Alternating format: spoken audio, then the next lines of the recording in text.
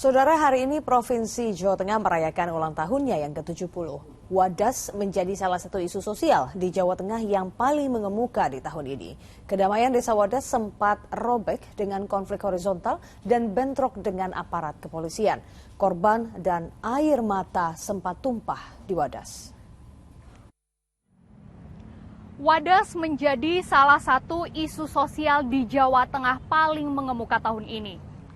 Kedamaian Desa Wadas sempat robek akibat konflik horizontal dan bentrok dengan aparat kepolisian. Korban dan air mata sempat tumpah di Wadas.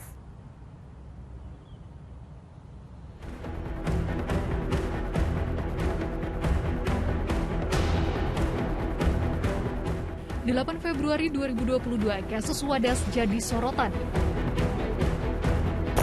Warga Wadas tidak menerima kedatangan petugas Badan Pertanahan Nasional BPN untuk mengukur tanah mereka.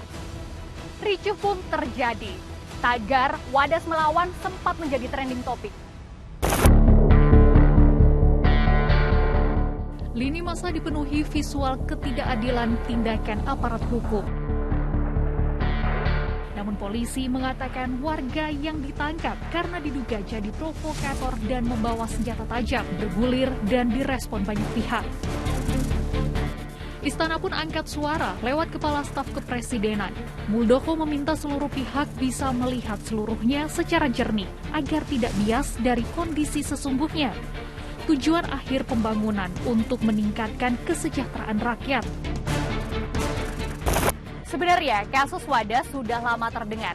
Rencana pembangunan Bendungan Bener sudah direncanakan sejak 9 tahun lalu. Dan Desa Wadas menjadi salah satu desa yang terdampak proyek tersebut. Pada tahun 2015, pengeboran dilakukan di 2 titik di Desa Wadas. 2 tahun berselang, spanduk izin lingkungan terpasang di desa terdampak.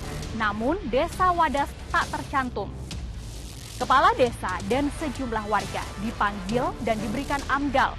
Namun sayangnya tidak ada sosialisasi lebih lanjut terhadap warga tentang isi dari AMDAL tersebut.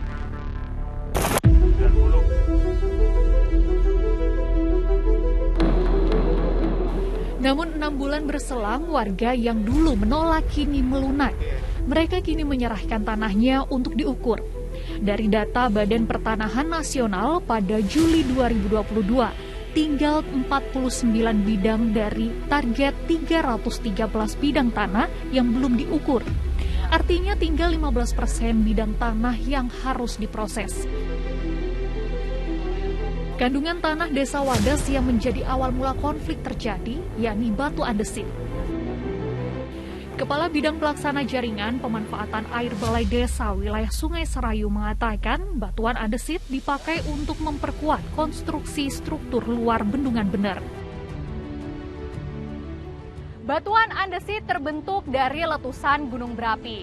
Batuan ini memiliki pori-pori yang padat sehingga kerap digunakan sebagai bahan utama dari konstruksi. Di Desa Wadas terdapat 40 juta meter kubik batuan andesit. Ditambah lagi, letaknya tak jauh dari Bendungan Bener. Pemerintah pun mulai menyiapkan skema yang disebut dana ganti untung.